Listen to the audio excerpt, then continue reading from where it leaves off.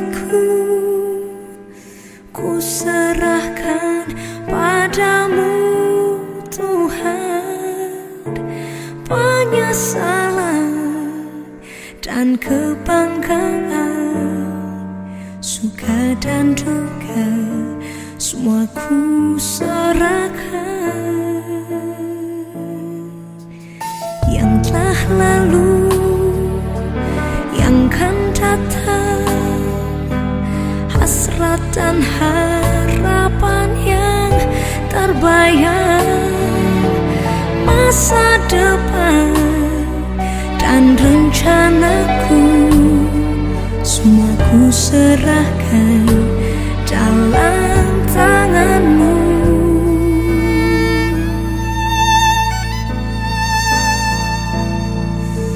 Ku persembahkan hidupku kepadamu Tuhan, untuk kemuliaan-Mu ku berikan hidup ini sebagai persembahan yang berkenan padamu. Selamat pagi, semangat pagi untuk kita semua. Kita bersyukur kepada Tuhan jika di hari ini kita boleh bangun di pagi hari. Dan sebelum kita mendengarkan sapaan firman Tuhan yang ada di dalam Alkitab yang menjadi bahan sapaan teduh kita pada hari ini, mari kita bersatu dalam doa. Kita berdoa. Bapa di surga, kami bersyukur untuk kehidupan yang Tuhan berikan kepada kami pada hari ini. Dan sebentar Bapa, kami akan membaca dan merenungkan kebenaran firman Tuhan yang ada di dalam Alkitab. Roh Kudus mampukan kami untuk dapat mengerti akan kebenaran firman Tuhan, dan Roh Kudus juga yang memampukan kami anak-anak-Mu untuk dapat melakukannya. Hamba-Mu yang penuh dengan keterbatasan yang akan menyampaikan kebenaran isi firman Tuhan, Engkau bersama dengan dia agar dia boleh dapat menyampaikan kebenaran firman Tuhan pada saat ini. Berfirmanlah ya Bapa, karena kami semua anak-anak-Mu sudah siap untuk mendengarkan kebenaran firman Tuhan. Di dalam nama Yesus kami berdoa. Amin. Saudara-saudara yang dikasihi oleh Tuhan Yesus Kristus, bahan Alkitab kita pada pagi hari ini yang menjadi bahan sapaan teduh di Klasis Jakarta, Kalimantan, diambil dari kitab Injil Markus pasal 13. Markus pasal 13 ayat yang ke-11. Begini bunyi firman Tuhan kepada kita pada hari ini. Dan jika kamu digiring dan diserahkan, janganlah kamu khawatir akan apa yang harus kamu katakan, tetapi katakanlah apa yang dikaruniakan kepadamu pada saat itu juga, sebab bukan kamu yang berkata-kata, melainkan Roh Kudus. Saudara-saudara yang dikasihi oleh Tuhan Yesus Kristus, banyak orang yang mengagumi bangunan Bait Allah yang kokoh dan megah, sehingga seorang dari murid Yesus berpendapat bahwa bangunan semacam ini tidak dapat roboh. Namun di luar dugaan murid-muridnya, Yesus justru bernubuat bahwa bangunan Bait Allah ini akan roboh, sehingga membuat sebagian dari murid-murid Yesus tersebut ingin bertanya lebih dalam lagi dengan Tuhan Yesus. Kalau kita membaca Markus 13 secara keseluruhan, kita bisa melihat di dalam beberapa bagian dari ayat di dalam teks ini. Yang pertama, ayat 3-4. Bagian ini merupakan tanggapan dari jawaban ayat yang kedua, apa yang ditanyakan murid-murid kepada Tuhan Yesus. Kemudian yang kedua, ayat 5-6. Siapakah yang dimaksudkan dalam ayat tersebut? Yang ketiga, ayat 7 dan 8, kondisi yang bagaimanakah mengiringi tanda-tanda kesudahan. Yang keempat, ayat 9-11, yang menceritakan ada begitu banyak orang-orang atau lembaga-lembaga yang tidak menyukai pengikut Kristus. Yang kelima, ayat 12-13 menceritakan kekacauan dalam keluarga juga bisa terjadi.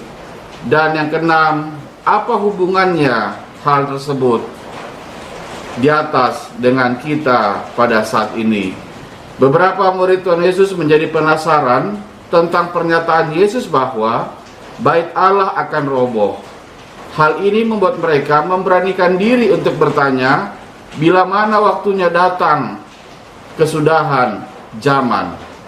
Yesus menjelaskan, saudara, kepada mereka bahwa kesudahan zaman ditandai oleh beberapa hal yang akan terjadi terlebih dahulu. Antara lain misalnya munculnya orang-orang yang akan menyesatkan ajarannya. Banyak orang akan memakai nama Mesias untuk dapat menarik orang-orang menjadi pengikutnya. Yesus juga menjelaskan adanya kondisi yang susah pada waktu akhir zaman, di mana akan ada perang antar bangsa melawan bangsa, akan ada gempa bumi di berbagai daerah, serta akan ada kelaparan yang besar. Yesus juga mengingatkan bahwa ada lembaga-lembaga pemerintahan yang akan menangkap dan memukuli orang-orang percaya, serta menyerahkan ke pengadilan di hadapan penguasa-penguasa dan raja-raja. Kesudahan zaman juga ditandai dengan adanya permusuhan antara anggota keluarga sendiri, kebejatan moral terjadi, kebencian terhadap orang-orang percaya semakin menjadi-jadi pada saat ini. Dari beberapa tanda-tanda yang nantinya akan muncul pada kesudahan Yesus ataupun pada kesudahan zaman, Yesus mengingatkan beberapa hal. Pertama, bahwa penderitaan yang akan terjadi itu baru permulaan penderitaan menjelang zaman baru. Yang kedua, kalaupun hal itu terjadi pada kita, maka Tuhan Yesus memberikan kekuatan kepada kita untuk dapat menghadapinya dengan pertolongan Roh Kudus. Yang ketiga, Injil tetap akan diberitakan sampai ke seluruh bangsa-bangsa. Yang keempat, kesetiaan kita kepada Tuhan Yesus sampai kepada kesudahan zaman akan membawa kita pada keselamatan yang telah disediakan Kristus untuk kita. Saudara-saudara yang dikasihi oleh Tuhan Yesus Kristus, Yesus menepati apa yang dinubuatkannya. Nubuat Yesus tentang bait Allah yang akan diruntuhkan memang digenapi pada tahun 70 Masehi. Tanda-tanda yang sudah diberikan Yesus kepada murid-muridnya sebagian besar sudah terjadi dan akan terus terjadi sampai nanti kesudahan zaman. Hal ini terjadi sebenarnya mengingatkan kita untuk senantiasa waspada dan mempersiapkan diri kita masing-masing menjelang kesudahan zaman tersebut. Selamat kita hidup di dalam kebenaran firman Tuhan, dan selamat kita menjalani kehidupan kita di bawah kasih Tuhan dan di dalam berkat yang diberikan oleh Tuhan kepada kita. Amin. Kita berdoa. Terima kasih Bapa untuk firman yang boleh kami dengarkan pada pagi hari ini. Kembali Engkau mengingatkan kepada kami ya Bapa, agar kami tetap boleh hidup di dalam kebenaran firman Tuhan, dan kami tetap meyakini bahwa Tuhan tetap ada di dalam kehidupan kami. Mampukan kami untuk dapat melakukan kebenaran firman Tuhan dalam hidup kami, dan kiranya hidup kami tetap menjadi kemuliaan nama Tuhan saja. Bapa di surga, kami juga ingin mendoakan untuk seluruh pengurus kategorial yang ada di Klasis Jakarta Kalimantan, di tiap-tiap runggun, di tiap-tiap perpulungan Tuhan, pengurus kategorial Mamre, Permata, KKR, Moria, dan Zaitun. Kiranya Tuhan bersama dengan mereka semua dan memberkati pelayanan yang mereka lakukan.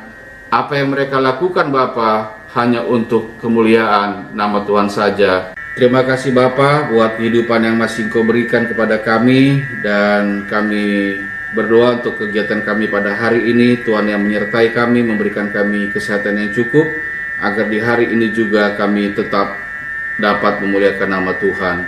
Kami berdoa di dalam nama Putra-Mu yang tunggal, Tuhan Yesus Kristus, yang telah mengajar kita berdoa. Bapa kami, kita mengucapkan bersama-sama. Bapa kami yang di sorga, dikuduskanlah nama-Mu, datanglah kerajaan-Mu, jadilah kehendak-Mu di bumi seperti di surga. Berikanlah kami pada hari ini makanan kami yang secukupnya, dan ampunilah kami akan kesalahan kami, seperti kami juga mengampuni orang yang bersalah kepada kami. Dan janganlah membawa kami ke dalam pencobaan, tetapi lepaskanlah kami daripada yang jahat, karena Engkaulah yang punya kerajaan dan kuasa dan kemuliaan sampai selama-lamanya. Amin. Tetap semangat untuk kita semua. Tuhan memberkati kita.